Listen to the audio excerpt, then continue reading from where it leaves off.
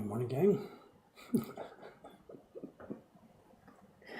I still can't help but laugh just to see the same faces every day, the same names every day. I'm back home after yesterday's unscripted adventure.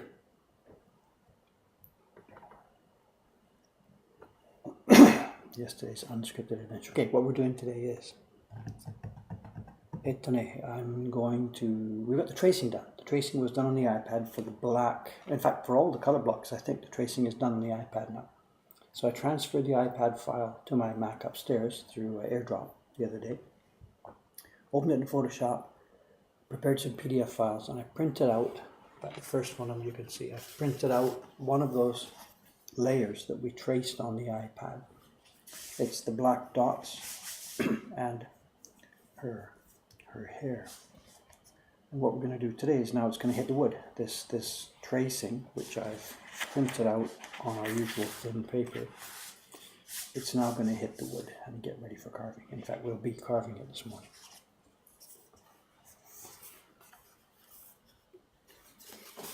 So the first step of it, haircut, 3 months. She calculated, the woman there, when I showed up yesterday, she says, "Oh my God, I haven't seen you in how long?" I said, "I'm not sure, I think it's a couple of months." And she said, "No, it's more than that." She got her little appointment book.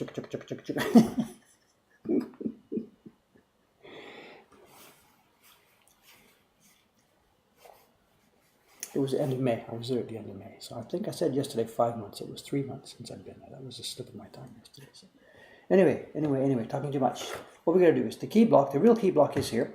And we're going to use the back side of the key block for this new black block. Altogether, this print is going to take 4 pieces of wood, both using both faces, all using both faces. It's going to be 8 phases altogether. And because this particular one, front and back, is the hardest one of the wood I've prepared, it's going to be used for the original key block and for the black block, which has also more hair carved on it. So I've chosen to use the back of this piece for this one. So, first step is, this has no registration marks. Now this is printed out from the iPad tracing, and there's no registration marks at all. We don't actually know where this should go on the piece of wood. So it's going to be a 2-step process today. I'm going to use a new blank piece of paper to take an impression of the key block. This has no Gampi paper on it. We're just going to take an impression of the key block. That'll give me the registration points and the location of the lines. We'll then take this Gampi paper and put it on top of this one, lining it up exactly before I paste the whole thing again onto a new piece of wood.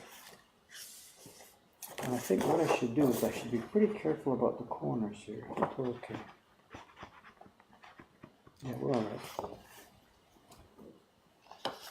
And I'll need some junk test paper here.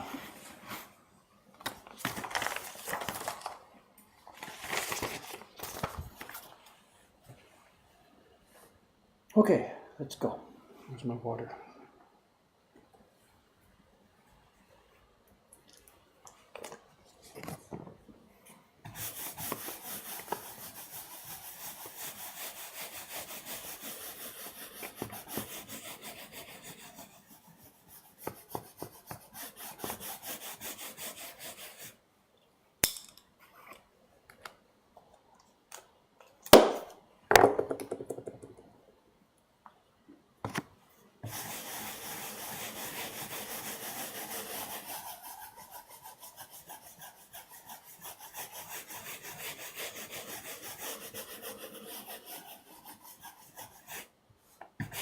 We don't need the whole thing here. We need the areas that will allow us to locate. We'll need the top of the seaweed, the bottom of the seaweed, and her face, and the 2 octopus's eyes. They're not going to go on this black one. So this is not going to be a beautiful impression of the whole print. It doesn't matter.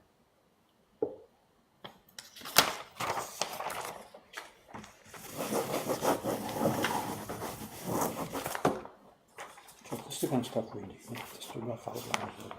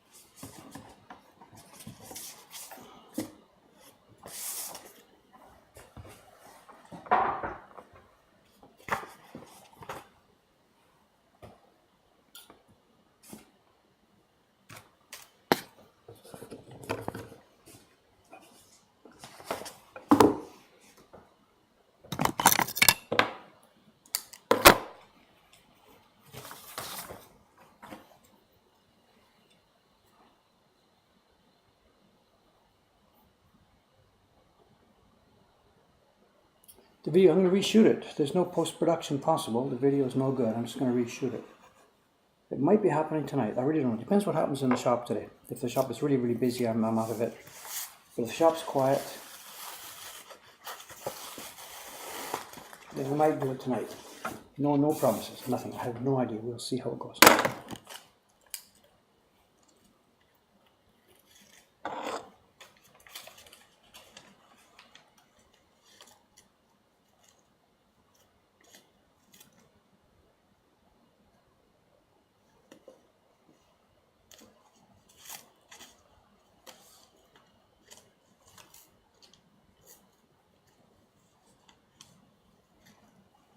Well, I cannot see this one up. I'm going to have to go through with a scope, I think, here just a second.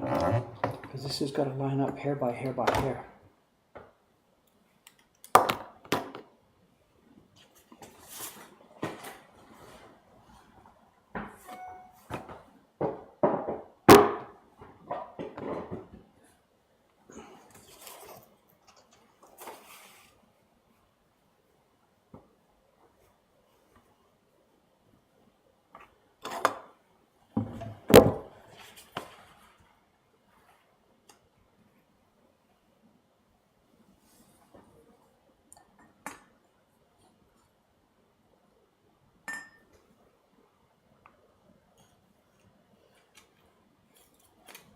This is not going to be easy. This has got to line up literally hair by hair by hair.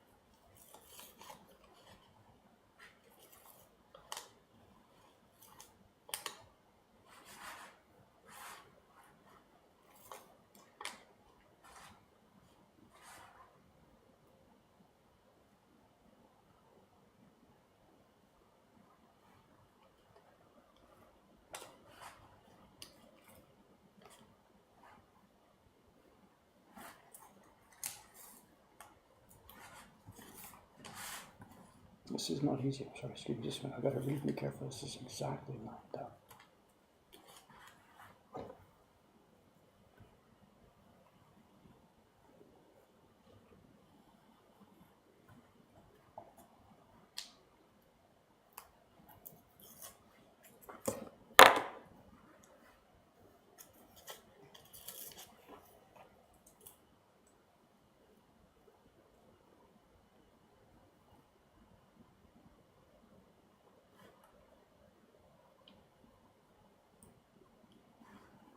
Yeah, I think we're okay.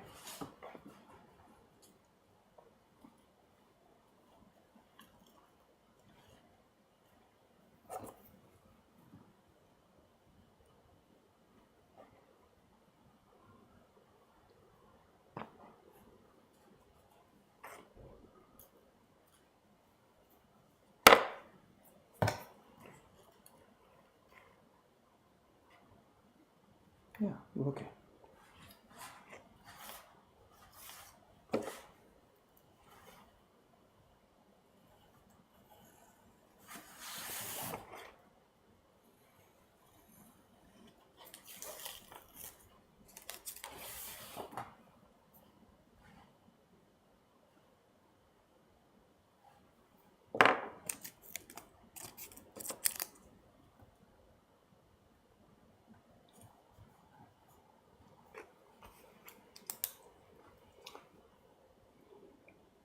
I'll catch your questions in a minute. Just a sec. I gotta get this done first here. Hang on a sec.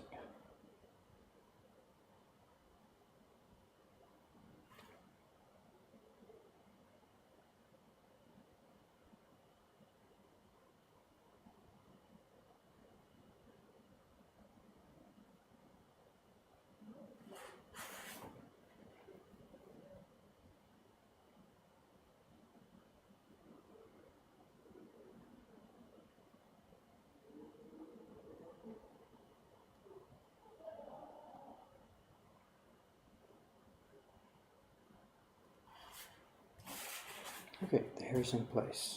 Next one.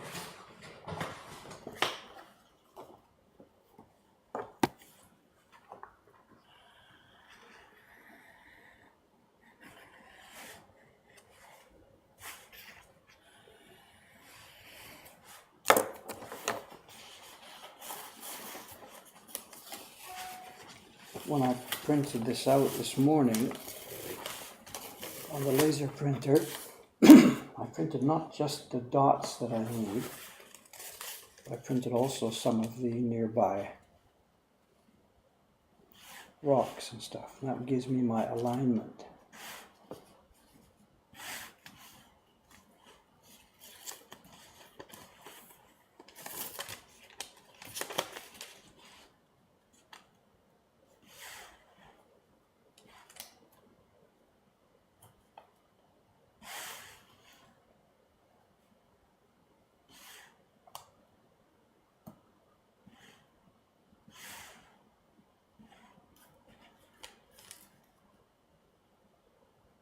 Bingo.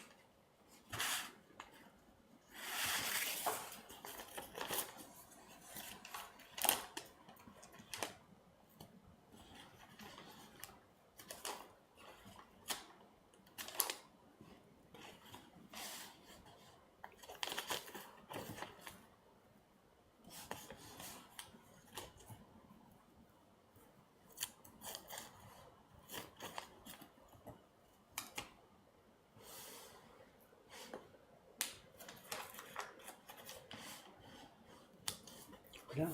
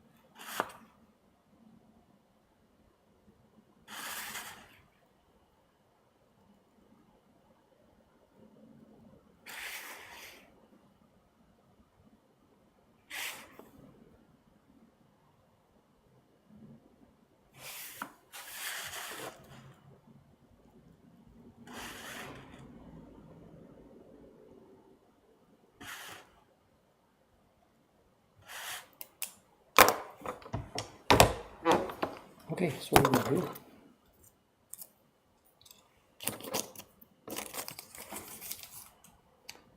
Sorting noise, excuse me. Hi.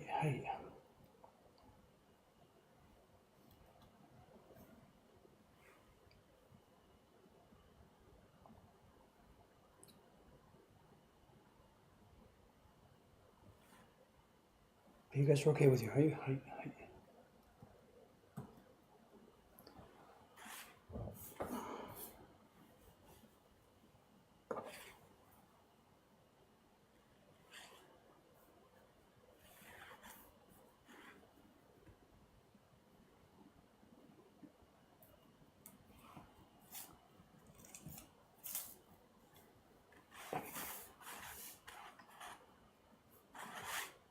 Size black dots.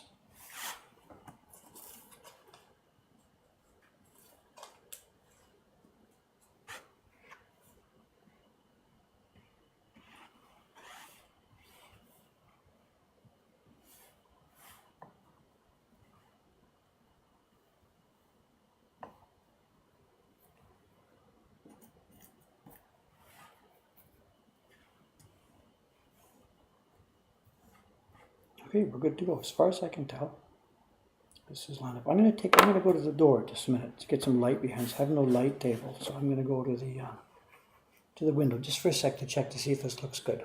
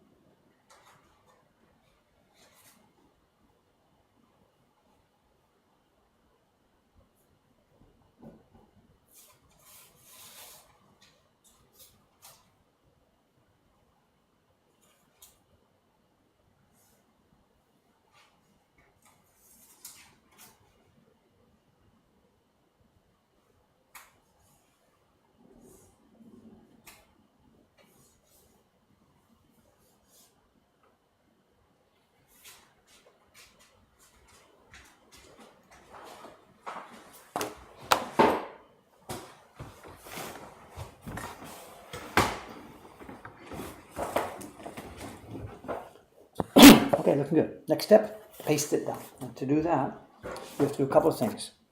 We have to check and make sure that the area we want to paste it down on has clear wood. The face is here.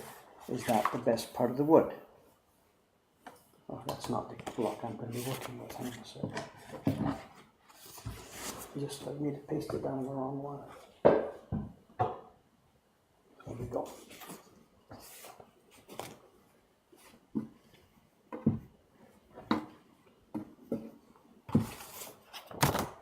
Here we are, the regular key block. We're going to use the back side of it. And the hardest part is this end here.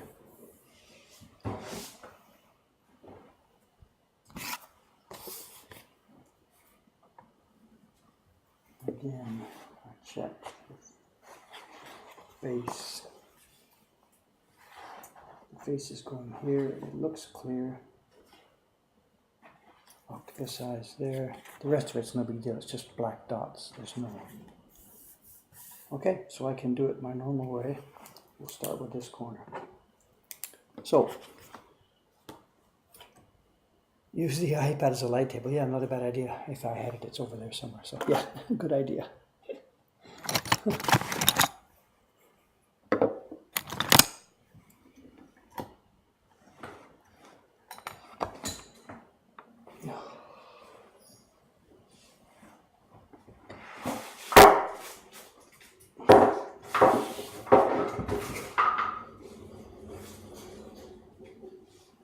Drop my little gauge down into the hole here. Let's see if I can.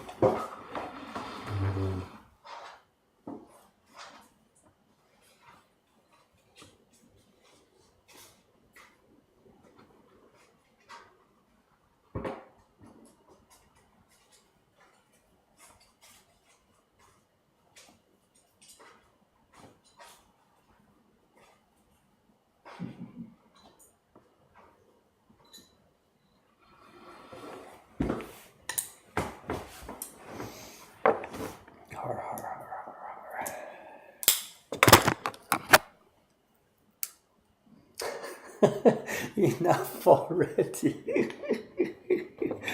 Use the iPad as a flashlight. Somebody's having fun today.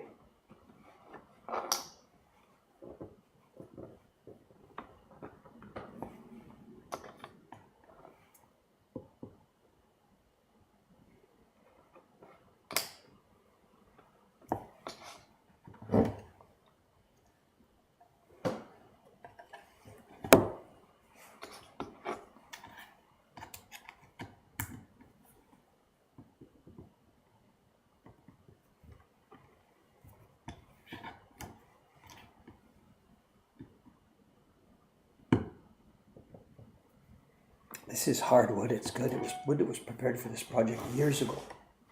Literally years and years and years and years ago. Okay, we're going to make a bang. It's the usual bang that comes with doing this job. I'm going to use my hammer to tap this down. If you've got headphones, please be careful. It's 3, 2, 1.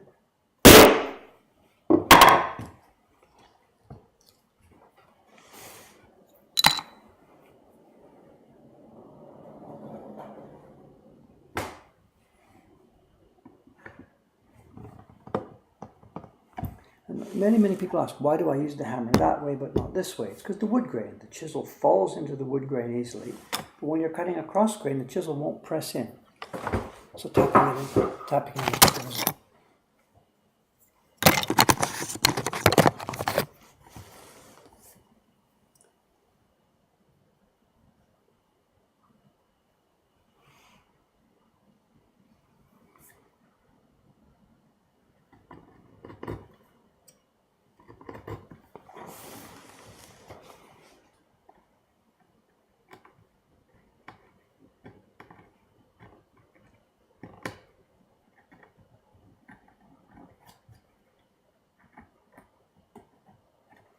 And there's the creation of one of the registration marks.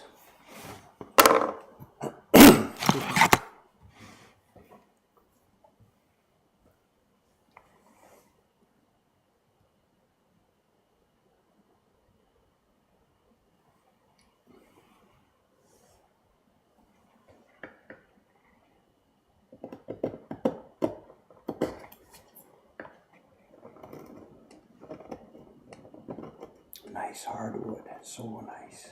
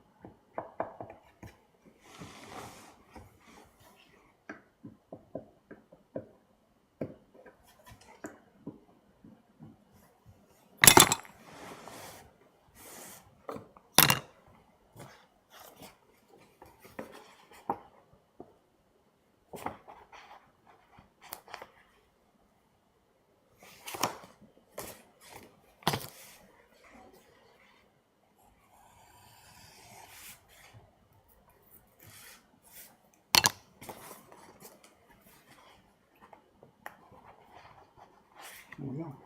Now we don't need to spread glue over the whole thing, just over the areas that we're going to be, covering. So that's this area here.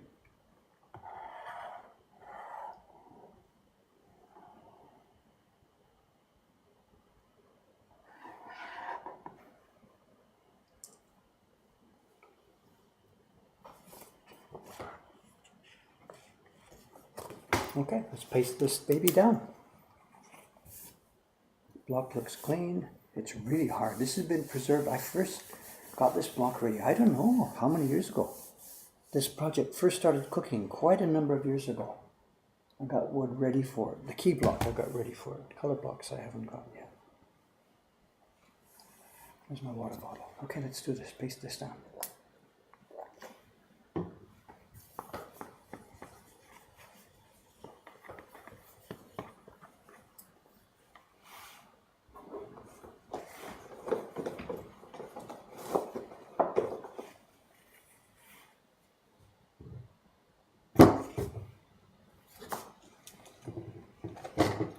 glue. Here we are.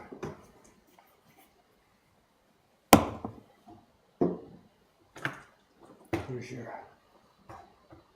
mascot friend down there.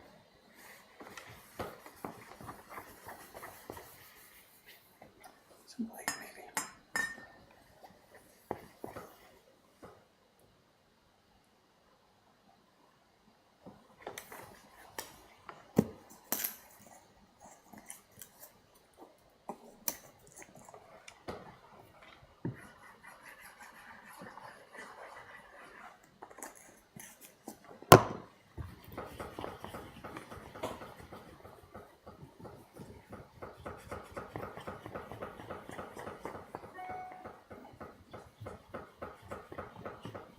Use wood glue for this, light thin wood glue. Because I want a real strong grip in this face area. Okay, down she goes.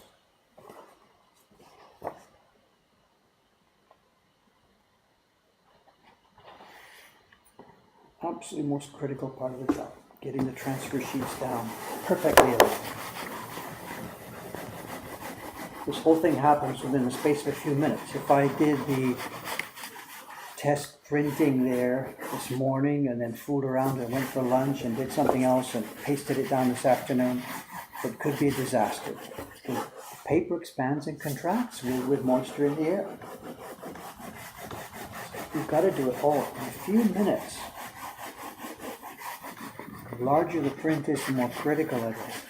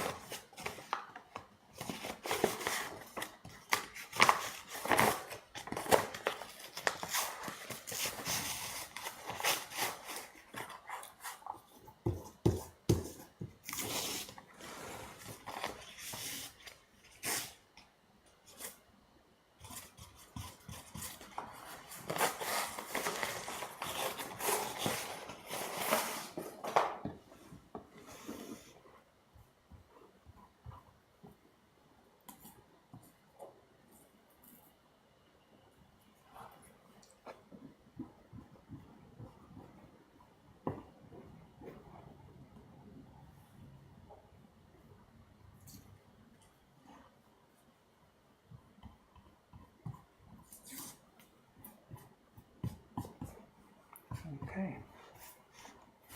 This is here where there was no gumpy.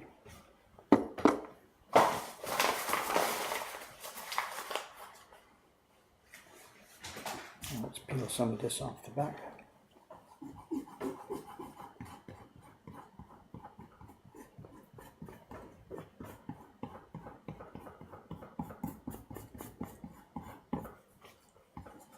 There we are. There's our black dots, which this block is mostly going to be becoming visible now.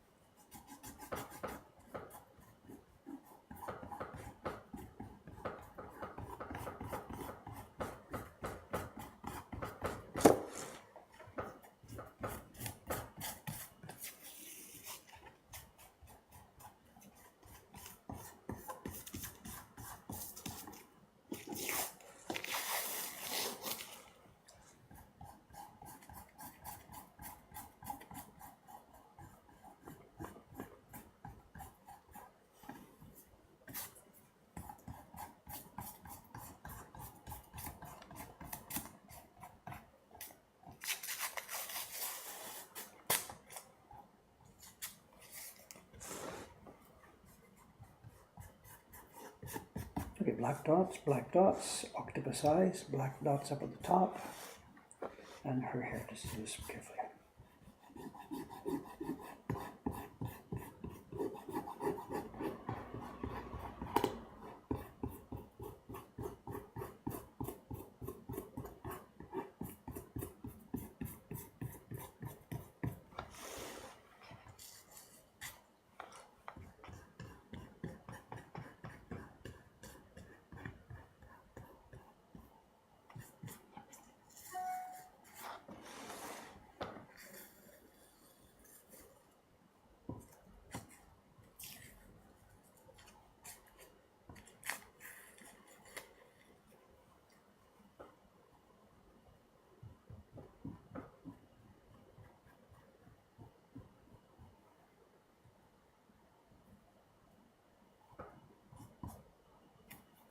Okay, 2 octopus eyes, her hair.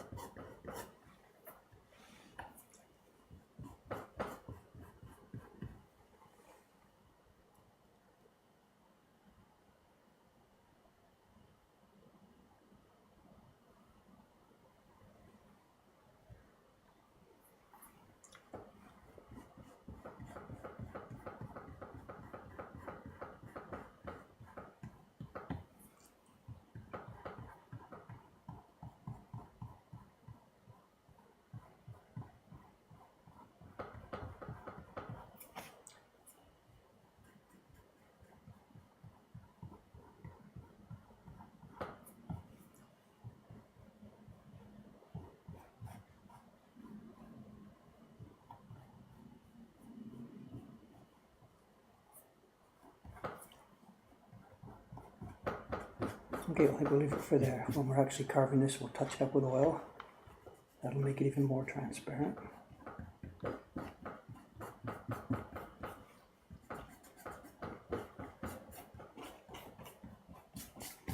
Okay, it looks messy, but there we are. Excuse me. This is the block now that will become the black areas. Her black hair, the fine hairs around her face done again in black, and dots, 2 octopus eyes, and more black dots. Just barely got enough glue at the edge of that there. I think I better put a bit more.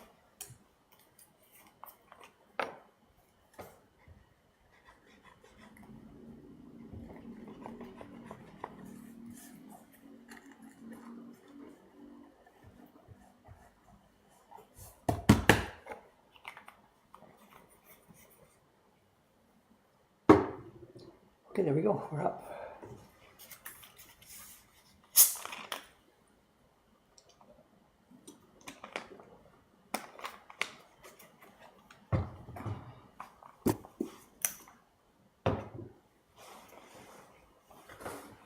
Next step, carving.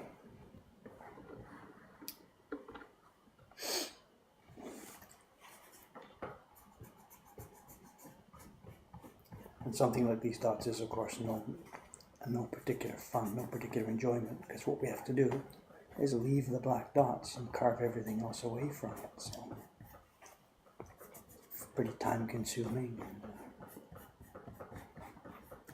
These have no particular shape or character.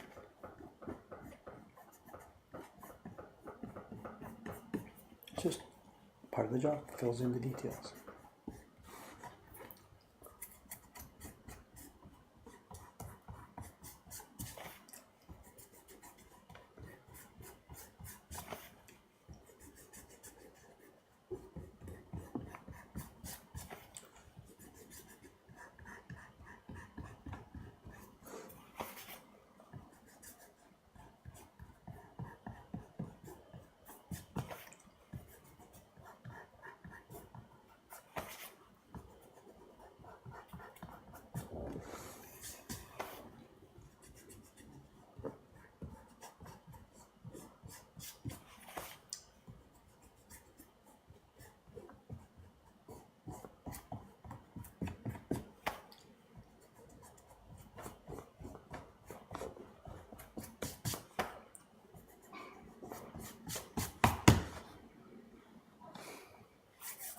Has the heat dissipated since the typhoon passed? It's a bit cooler. It's no big deal. And all what we usually get at the end of the season in late September or into October is when the last typhoon or the last couple of typhoons goes through.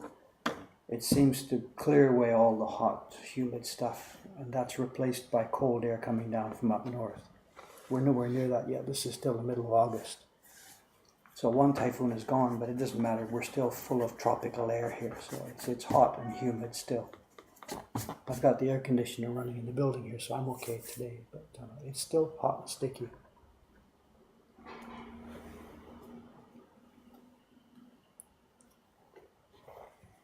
Will I be carving the lines that appear on a slightly rolled up part of the paper? I know we're not, today, here, I'm not carving these lines of rock. They were just here on this sheet to help me get things lined up. All that's going to appear on this block will be the actual black dots from the original.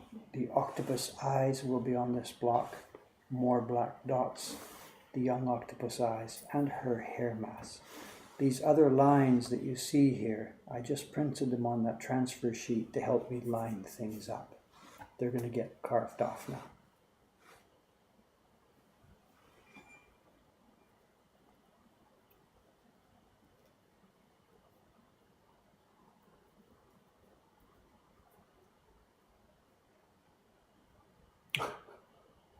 Ay, ay, ay.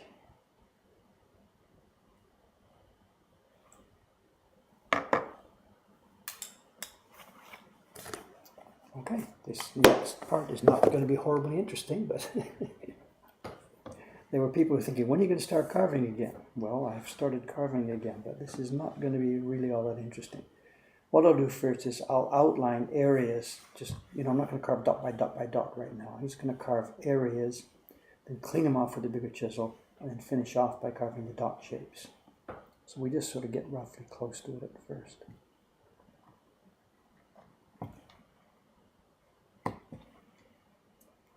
I'd be curious how the old guys did these zones. Did they actually carve dot shapes first and then clear around them? Or what would they have done? I don't know. So this is rough carving just nearby each group, each cluster.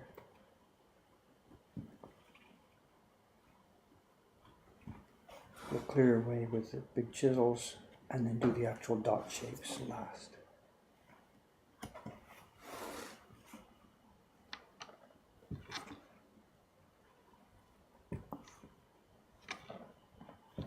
So it's not very intellectual work. If you've got questions or whatever, throw them at me and let's go with this.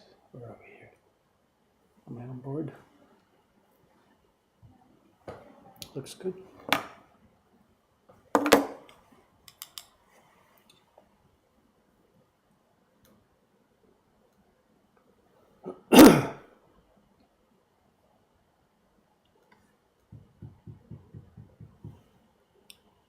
Not sure about the questions here. La la la la la la la.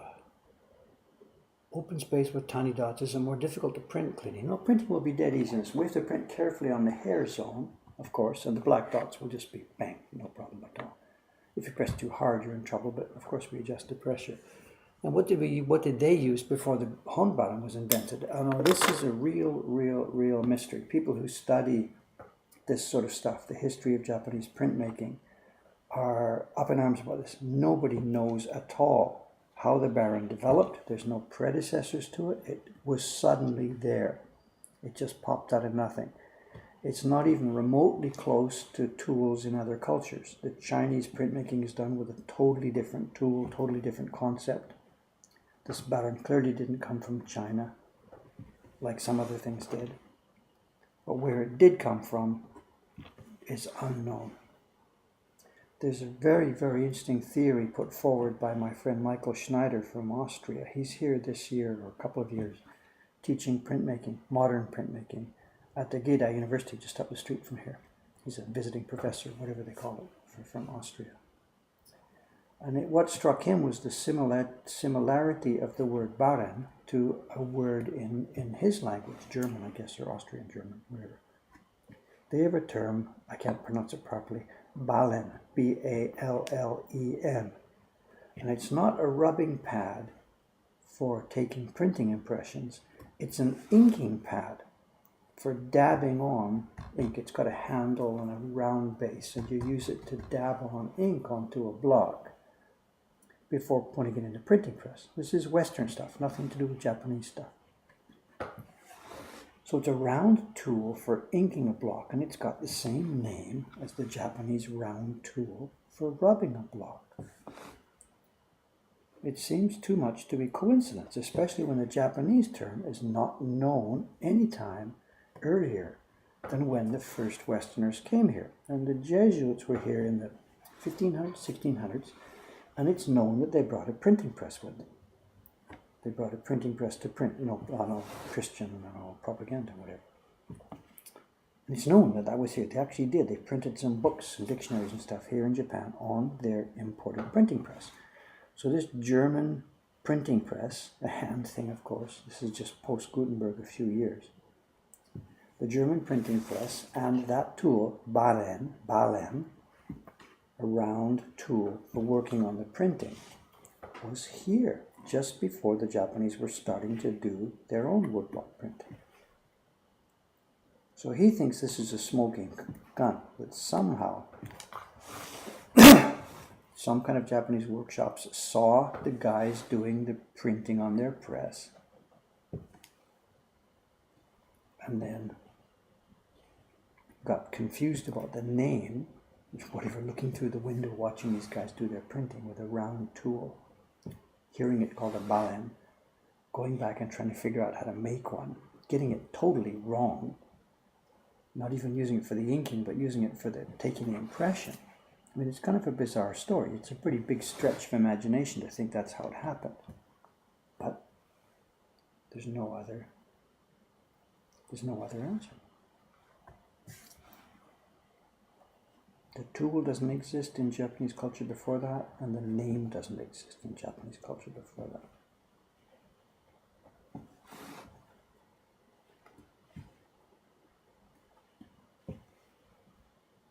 So it's an interesting idea that the whole concept of our wonderful, wonderful tool that we call a baran is a mistake made by a bunch of guys who were trying to steal technology from the Europeans at the time and getting it totally wrong and coming up with something better.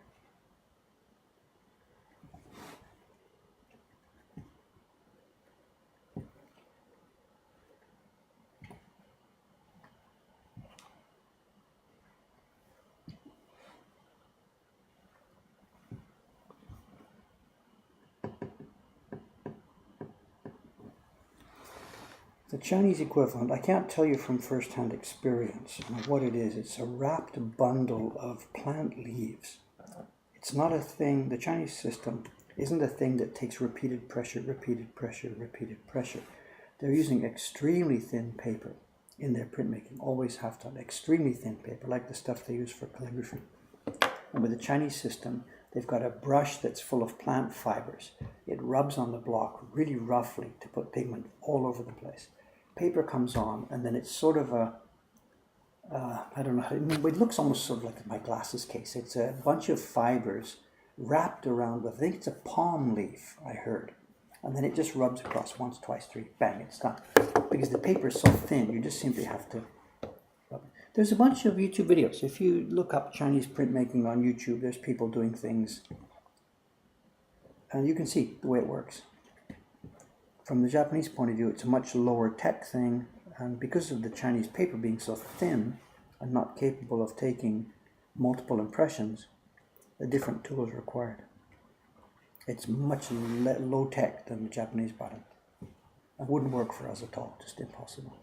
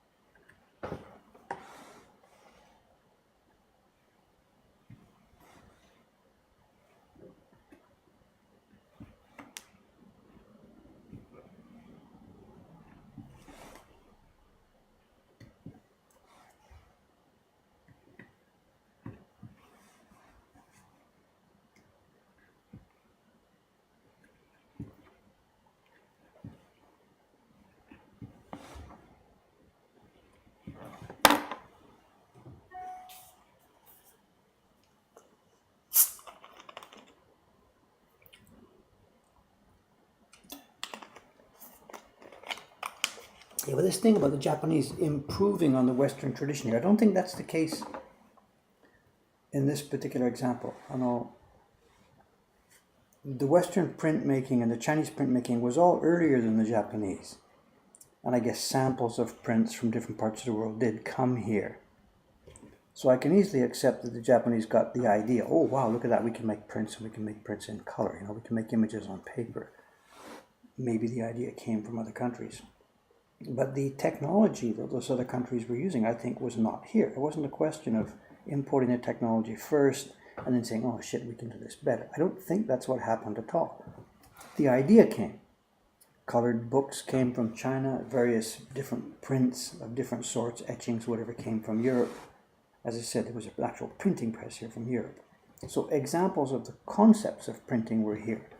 And what happened then is, because the Japanese materials, the local materials, the paper was totally different. These are things that existed 1,000 years before printmaking. Paper here existed well over 1,000 years before anybody tried printing on it. So because the raw materials were different, that's why the Japanese technology went in a different way. It wasn't really specifically the Japanese are so good at looking at somebody else's way of doing it and improving on that. I don't think that's what happened here. The Japanese woodblock printmaking and the Chinese printmaking are so different because the raw materials in place, the paper, was so different.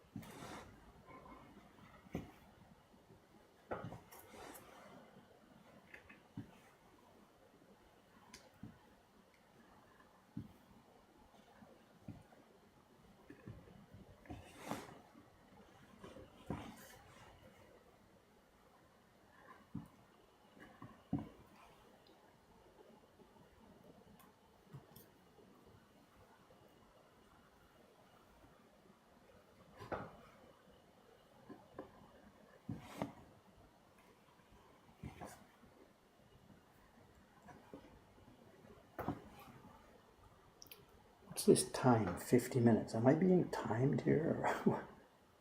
Why would it make any difference to anybody how long the stream's been up? Just curious.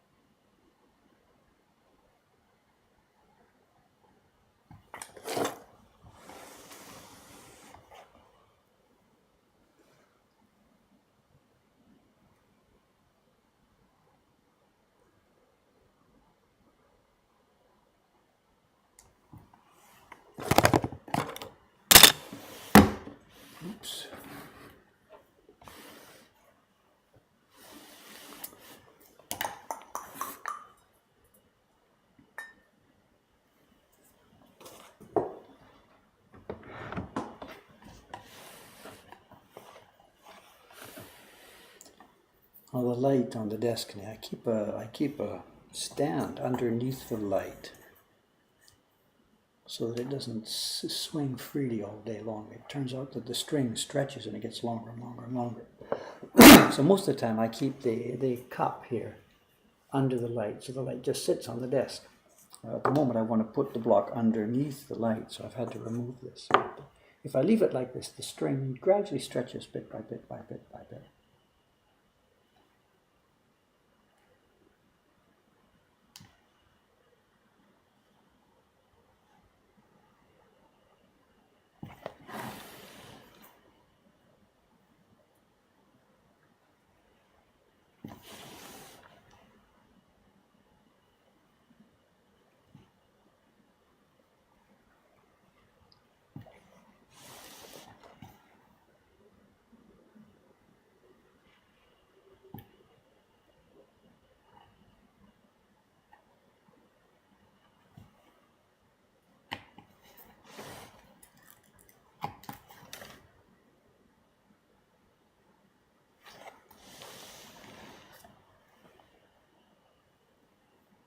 The two eyes are a bit different. One of them curls in at the edges and one of them points at the edges.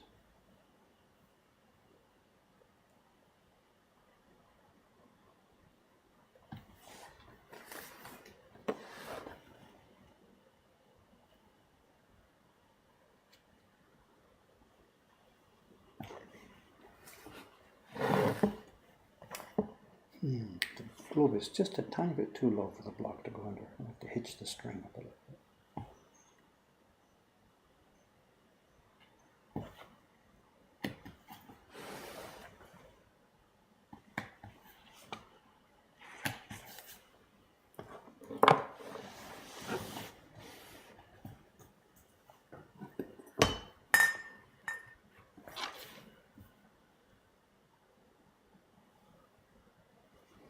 The dots at this end, I don't know if those of you who were with me when we were first preparing these dots, the original I've got and all the originals I've seen have black dots on the seaweed on the right hand side of the image.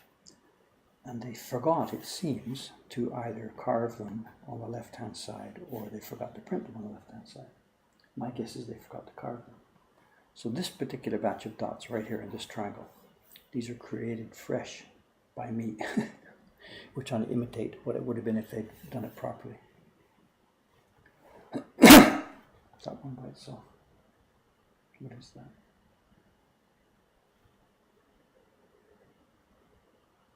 Oh yeah, that's one all by itself. Be careful about this.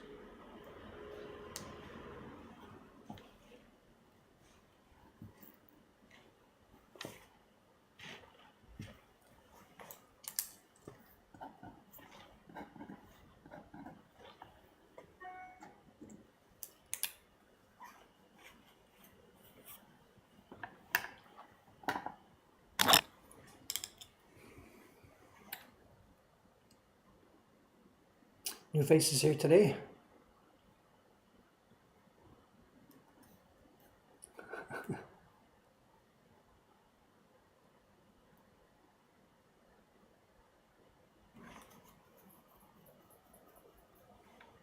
Twitch is changing. Is there something I'm going to have to do here? I'll check the link later here.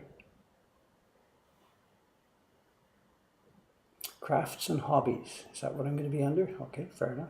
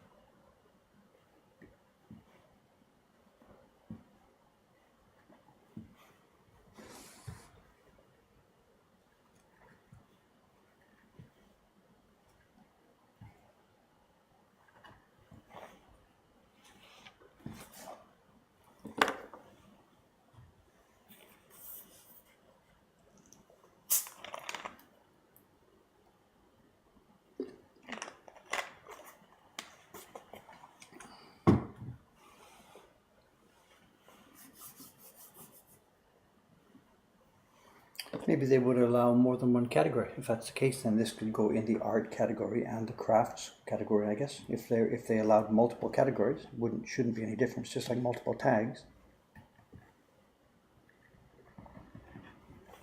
You know, it could go under education or something as well. There's lots of, I have that problem always with the YouTube videos. The YouTube categories don't fit. And I can never find a category that fits when I'm uploading YouTube videos. I think what I put them under is, I can't remember what I've been chosen, gaming or something, whatever.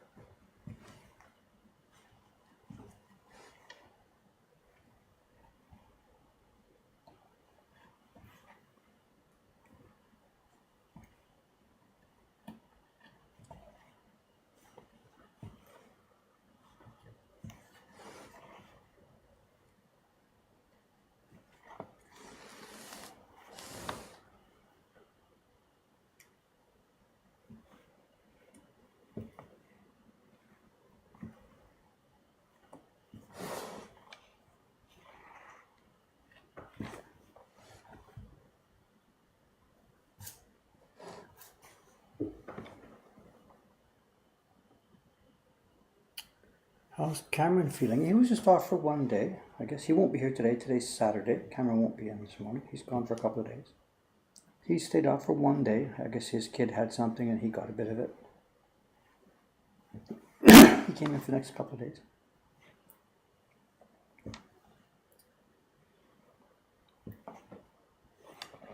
Today it's Saturday here in Osaka, so it's going to be in the shop, me and I think it's Koizumi-san and Kawai-san and maybe Kitamura-san. It's worked out badly, you know. There's 3 staff today and there's light parties.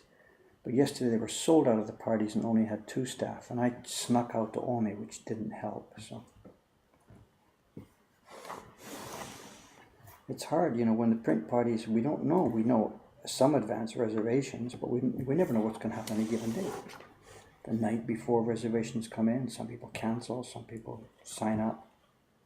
We can't plan the staff in advance of the reservations. All we can do is we just try and plan the staff, 3 people each day. And if it turns out that there's light reservations, nothing we can do about it. We're basically almost sold out every day.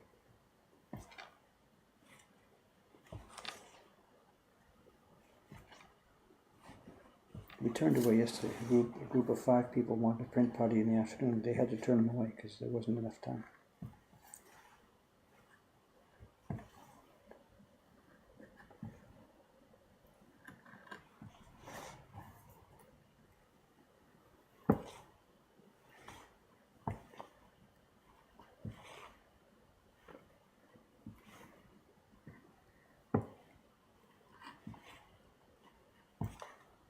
Again, we're just roughing out here. Now, I'm not trying to carve each one of these dots. We're just roughing out the areas that have dots.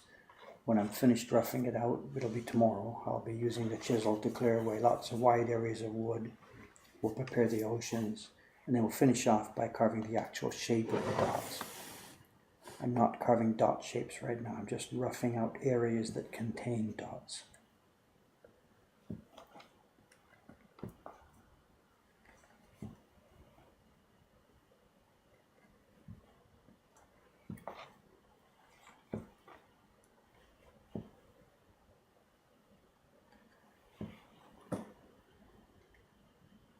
Do we have customers in the shop who find you through your videos and streams? Most people, most easily, far and away, most people who come here come to us through YouTube, period, number one. Number two is Lonely Planet. And then number three, I guess now, this is new for us, is people who walk by on the street. This is new. We've never really had that before. But now there's a growing class of people who just discover us by walking by. We don't have percentages on this yet. We're still working it out. We really can't tell because we don't ask everybody who comes in here, how did you learn about us? We can't grill your customers.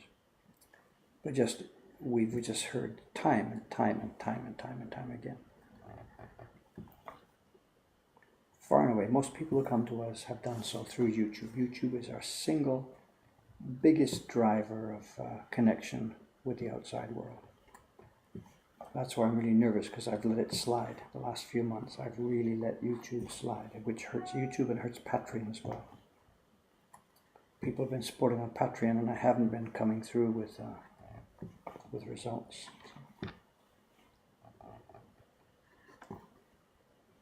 And so far, they're hanging in there, most of them. But it's not fair. I'm taking the money for the pretense of making wonderful YouTube videos, and I haven't been doing so.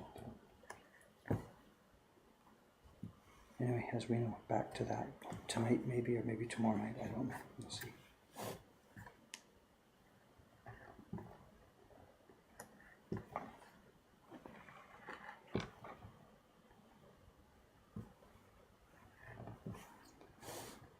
Okay, that zone's roughed out. That one is, have I missed any? Oh yeah, a couple more there.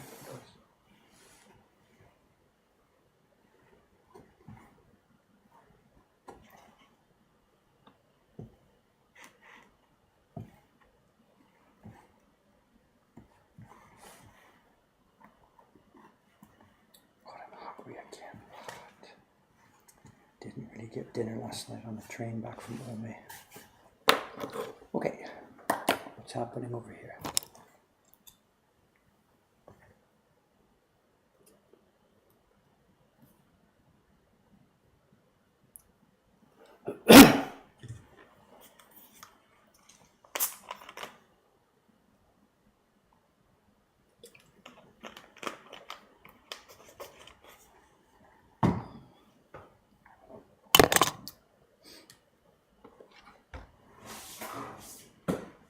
Okay, the last rough out. What time is it now?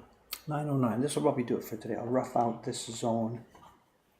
And what I might do if I get some time is I'll do some of the noisy chisel work off camera so that tomorrow I can get back to quiet work. But we'll see. Or maybe it'll just be noisy chisels tomorrow. I don't know. Yeah, okay, here we go. Still roughing. We're not trying to carve the exact lines here. I'm carving outside the lines. So we can remove a lot of waste wood first before we start delicate carving.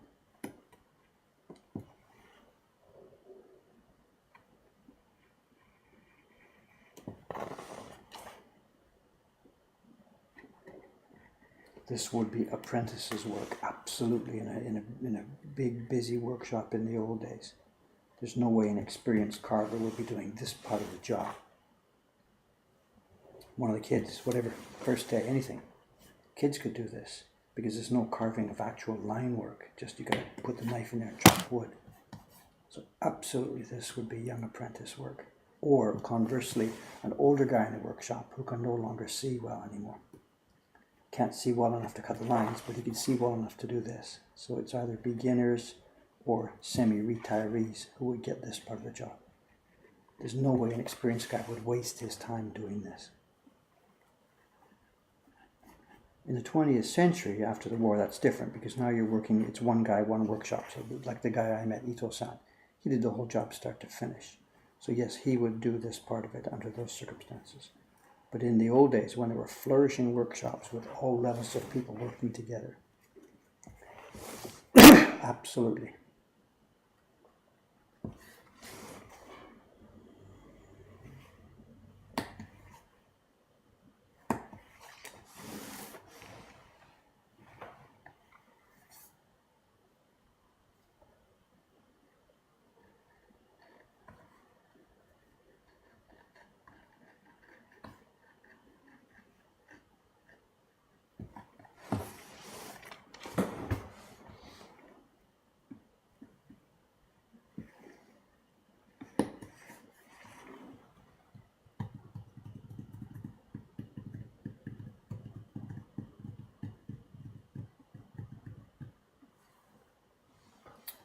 Well, the Patreon thing, whatever, it starts, I think we've got 4 tiers, $2, $5, $10, and $25.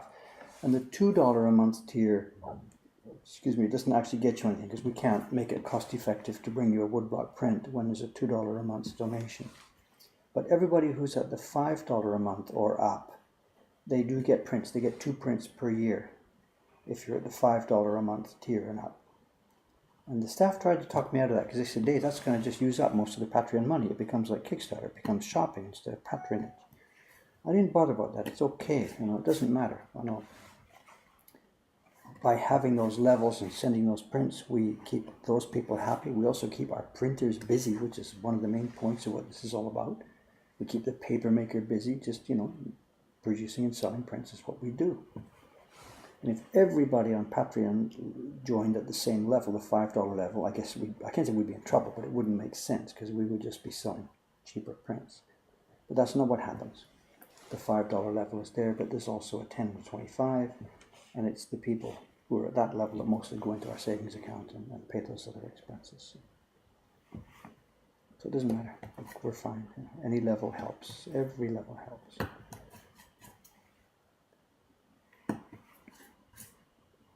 One thing that makes me a little bit nervous about the whole Patreon thing is if it had been in place earlier, when I was still working as a single craftsman, if there had been a Patreon system in place back then, it might have seemed like a good idea. I might have done that. And maybe Moko Hankan, as we know it now, would never exist because I would have just simply kept working as a single solo craftsman, supporting myself through my own efforts and then through the patronage. So it's really a bit nervous for me to think about now. Is it stopping us from doing anything else? I don't think so. I think it's helping us. It's providing revenue for new projects.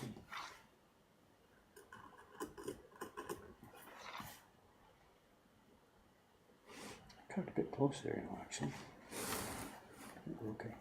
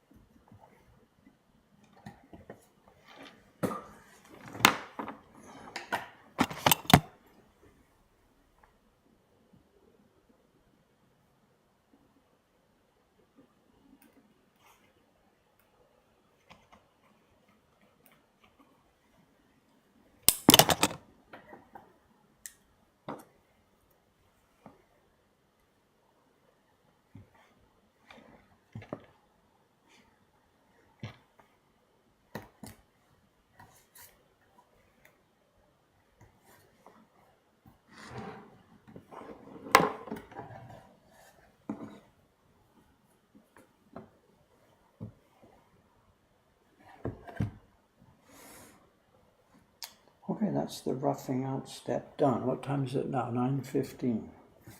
I think we're done there. Like I said, the next work now is hammering, noisy hammering. We'll create the oceans around these areas of leftover blobs.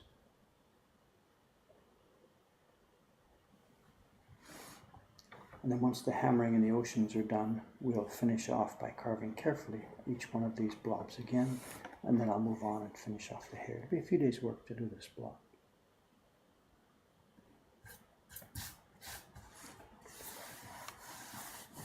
I'm also going to make sure one thing I do, at the moment this is carved on the back side of the key block, which is here, of course. Now if I just start randomly hammering here and throwing it around the bench and bashing it here and there, it's quite possible I will do some damage to the back side of this.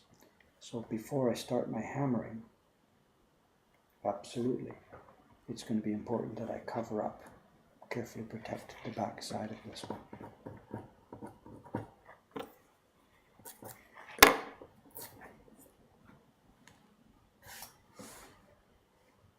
Do these eyes, I guess. We'll pull the scope in, do these eyes. A few minutes before the boys get here.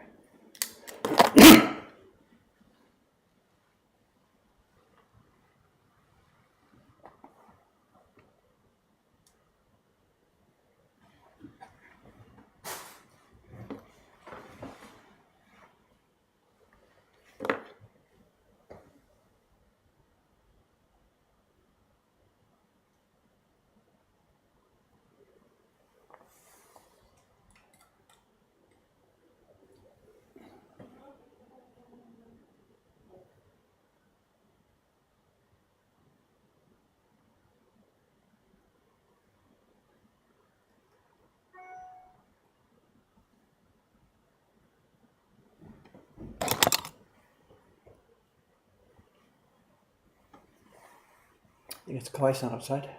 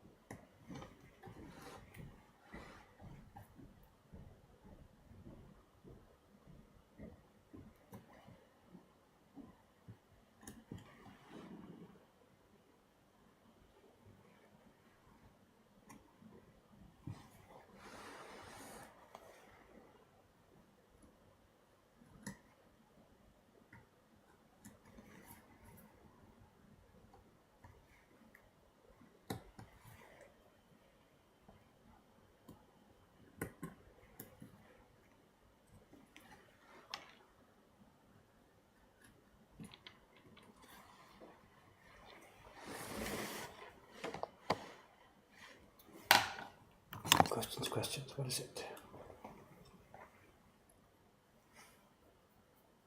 Did you notice the 2008 recession affecting Japan? I don't know, whatever. I know those are the years when I was making prints just by myself. We didn't have a company here. And the income went up and down every year. Morning, Koizumi-san, hello. The income went up and down every year depending on the prints I was making. If I made a popular series, we sold a lot of them. If it was a not so popular series, I didn't sell many of them. I don't even remember what I was doing in that year. So my income didn't so much track the world as my income just tracked the popularity of the print I was making.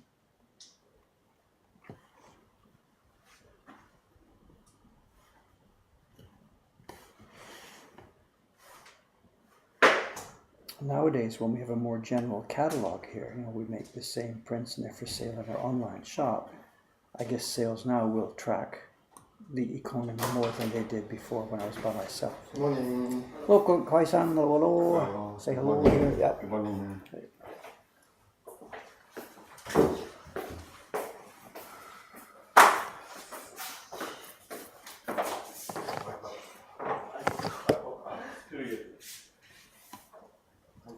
Okay, I'll just finish this octopus eye and then wrap it up. So the streams now, the next few days should be fairly stable. I've got lots of work to do on my desk here, so there's no excuse for not having a stream. They might be interrupted by some sizing work sometime. over the next few days because I've got more sizing to do, more paper to prepare for the printers. But other than that, that'll be it. It'll be carving now for a few days mixed with sizing. And the tracing that I did on the iPad over the past couple of weeks is going to result in all the rest of the color blocks. There's 6 color blocks on this print. The tracing for them now is pretty much done.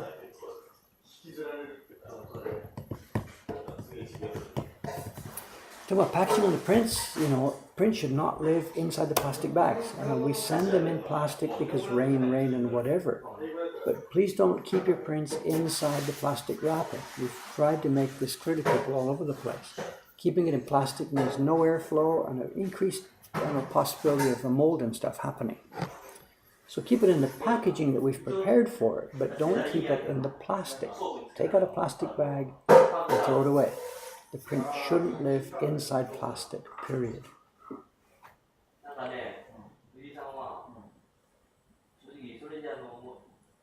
Okay, let's go. I'm out of here. Here we go. You know what's happening now for the next few days? I'll be carving and or doing sizing work. I better sign off now, get back to the shop. Thanks for watching, guys. See you next week. See you later. Jeez, they're noisy. See you soon. Okay, signing off. 3, 2, 1, stop streaming.